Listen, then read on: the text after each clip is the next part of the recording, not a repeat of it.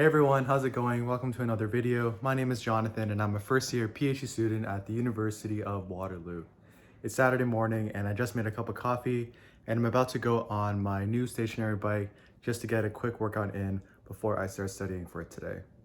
So this is the new stationary bike that we have in the house. As you can see, it is a very sturdy build and when you're riding the bike, it doesn't move at all. It's very adjustable depending on your size, so you can move the seat here. You can change the height and the depth of the handlebars here. And if you want to make the ride easier or tougher for yourself, all you need to do is turn this little dial and it does that for you. It doesn't move when you're biking. It has a water bottle holder over here.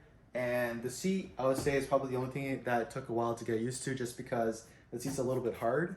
So if you're not used to biking, your bum kind of hurts for a couple days, but right now my bum has adjusted to the firmness of the seat, which is really good. And then last but not least, it has a little handle here so you can put your iPad or your phone, just so it's a lot easier to get some media consumption as you're working out. But overall, I've been really enjoying the experience so far, and I'm actually going to squeeze in a workout right now.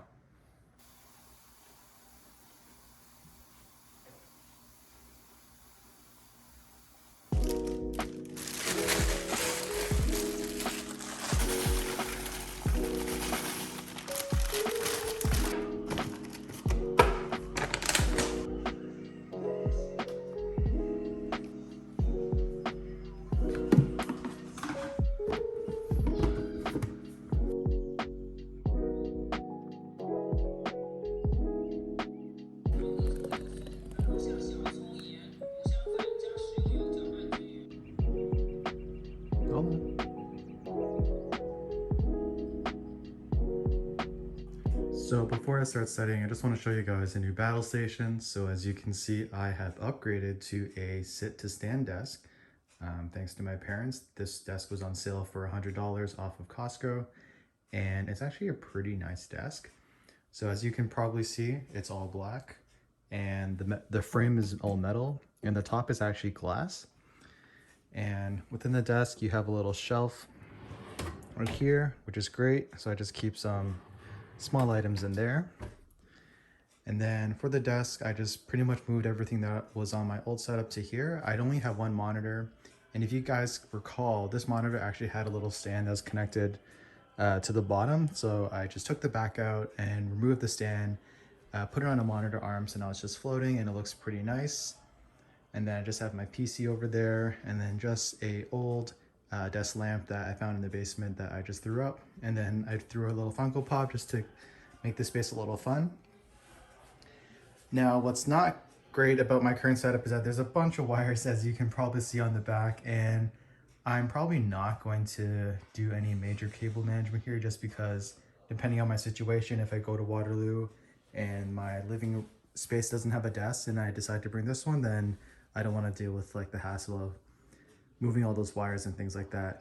But yeah, this is a really good new study space that I have. And what's great about this angle is that I obviously have great views of the suburbs. And whenever I put Lola outside on the porch and she just wants to have some fresh air, I can like see the front of the house from this desk, so I don't have to worry about someone like messing around with her. But overall, this setup is really good. The only thing that I would need to upgrade is probably this mat, which is really old and gross. And this chair is a dining room chair with a pillow at the back to support my back. So that's definitely not ideal for back support. So I am looking to buy a new office chair.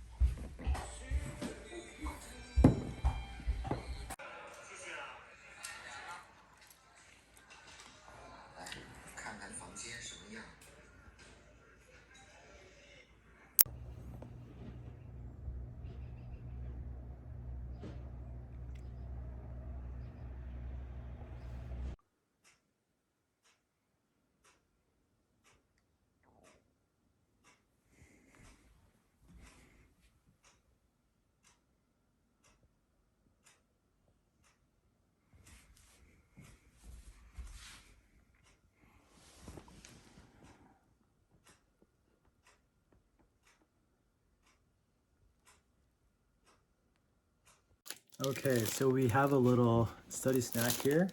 So I picked up a barbecue pork bun from T&T. It's an Asian grocery store chain here in Canada. Definitely one of my favorite stores. I haven't had one of these buns in a few months actually.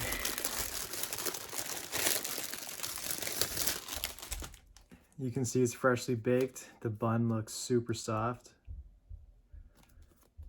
And inside's full of barbecued pork. So it's gonna take off the wrapping here and take a big bite. Just to show you guys.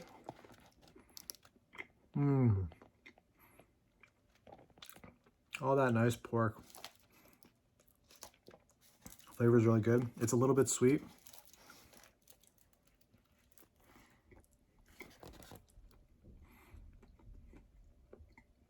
That is awesome. I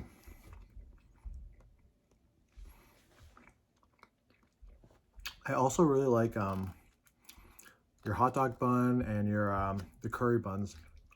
Those are also really good. Some of the other snacks that my mom picked up from T&T, she definitely snapped on this trip. There's a lot of good stuff.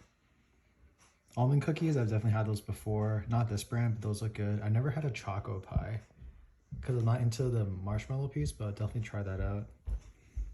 Pocky's good, Shumemi's good, and then these chocolate things look good.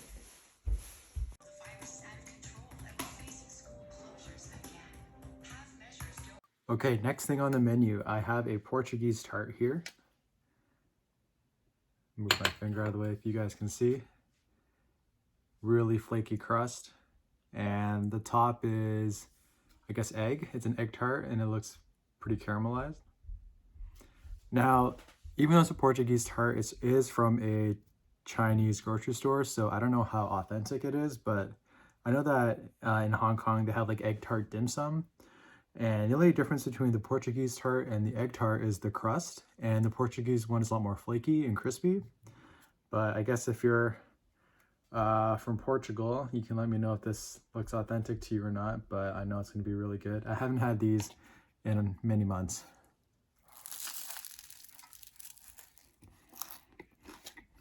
You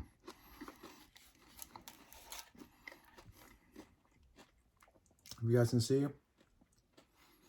it's like a sweet, I guess like creme brulee flavor profile in the center. Really crispy, crunchy, flaky crust. I'm sure you guys heard it. Little ASMR.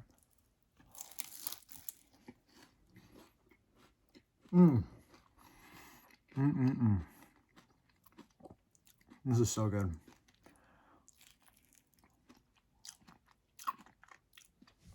I definitely prefer the Portuguese tart to the Asian egg tart. It's all about that crust game.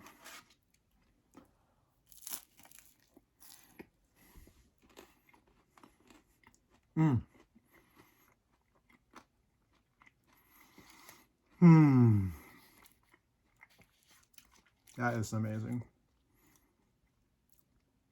I'm pretty happy there's a T&T next to the University of Waterloo, so whenever I do move down, I can still eat this amazing food.